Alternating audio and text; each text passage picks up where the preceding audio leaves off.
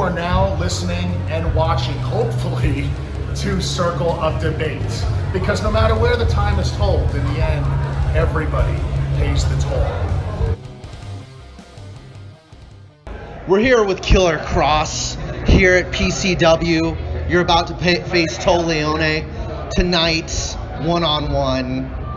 You're definitely confident you're going to come out with this victory? Yes, but I was told in my contract it's not one-on-one. It's actually a tag format with you and me versus him. So if I want to tag you in and like I forgot my cell phone backstage or something, or I get hungry or I have to sign autographs, you can handle this by yourself, right? Maybe, if they let me use my pool cue. Well, if you lose, I'm going to break your neck. So. Other than that, I definitely have a question about Control Your Narrative. Big time. Since you started with them, it's said that Control Your Narrative is going to be the first wrestling promotion on the metaverse. What are your thoughts on you being in the metaverse as a wrestler? Wrestling in virtual reality. I didn't know that. I didn't know that. So that's news to me. It's pretty cool. In virtual reality?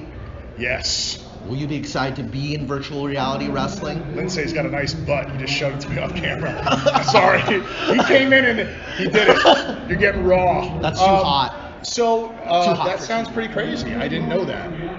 That's definitely part of it. I don't know how I feel about it, actually. Have you guys ever seen Lawnmower Man? I'm dating myself. That's a terrifying. I love Pierce Brosnan. Yes. So sexy. We're all about the hotness here. So with CYN, what's your take on, like, a lot of people? It's gotten some positive reactions and negative reactions. What's your take on a lot of, like, the, all the Twitter negative reactions CYN's gotten? I honestly don't have one. No, seriously, like I don't have one. Like, it's a fight club style wrestling show, and that's all it is. It's the For club. real. Like it's crazy, dude. People become like mentally unstable over this stuff online, and it's not even true. It's not even real. So I don't really feed into it or read it or bother with any of it. It's crazy. Good wrestling's good wrestling. Yeah. Last time I checked. Another thing I wonder, especially your relationship with MLW, what's like one of the best things Court Bauer's ever told you? Court's always been very complimentary of my work. I love MLW. It's awesome there. It's a great locker room. It's like guys that I came up with on the road years ago when we were trying to make it to a televised format. It's good to be around them again. They're still hungry. It's a fun environment. I don't want to tell you what Court has in what way he's complimented me, because I don't want it to sound like I'm tooting my own horn. And these dirt sheets love to take things you say out of context. Oh my God. For clickbait and ad revenue.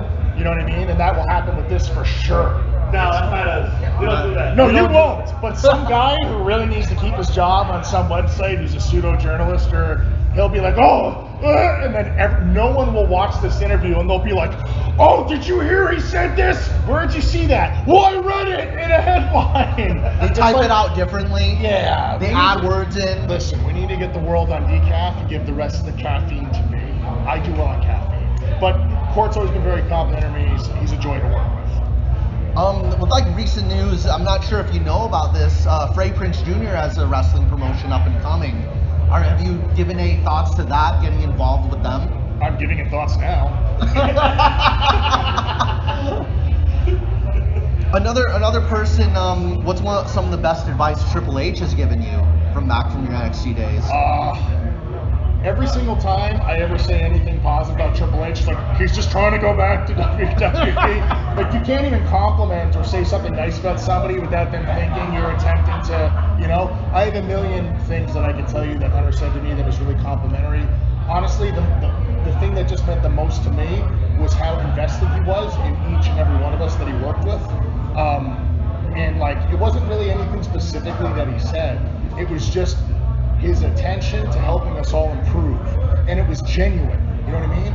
Think about this. If you're financially secure, if you're a millionaire or a multimillionaire, or you're just you're not even a millionaire, you're just financially secure, what drives you to put your best foot forward if it's not money?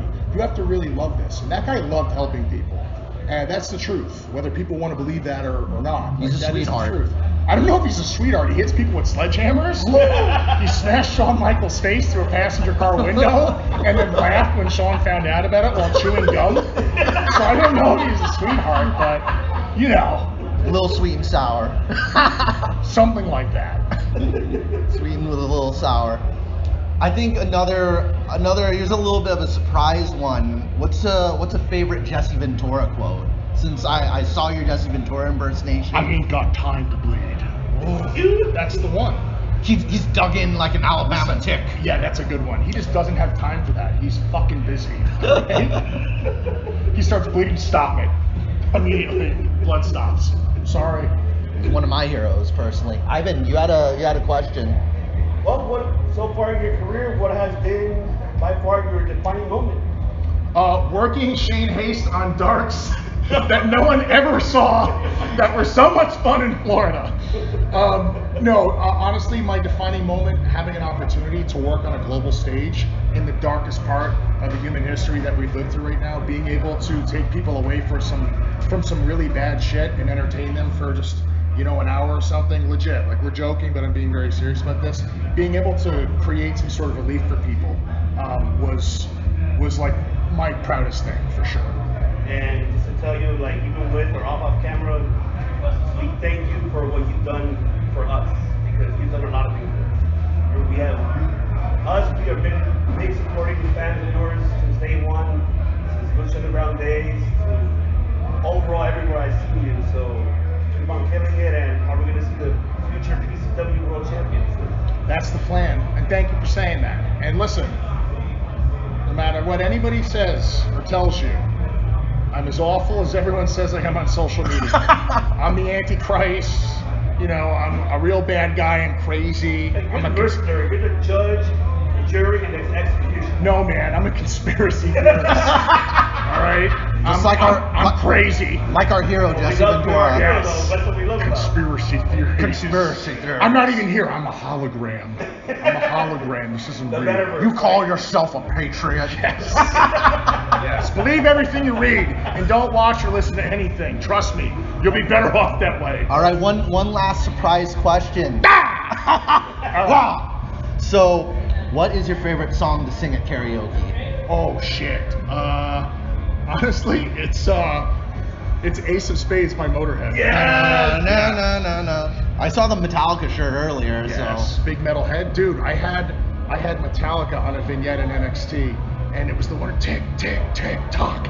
That blew my mind. I grew up watching wrestling.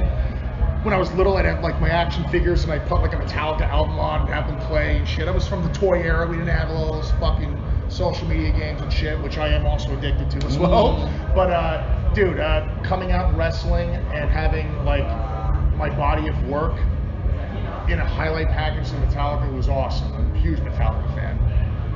Kirk Hammett, Dave Mustaine. Yes. Yeah. Never forget Cliff Burton too from the Cliff. beginning. Shredding it up. Ron McGovney, Ron McGovney. the OG bass player. Okay. So we're gonna go with Dave Mustaine too, or throw him into the mix too then? Listen, you want to get nuts? Let's get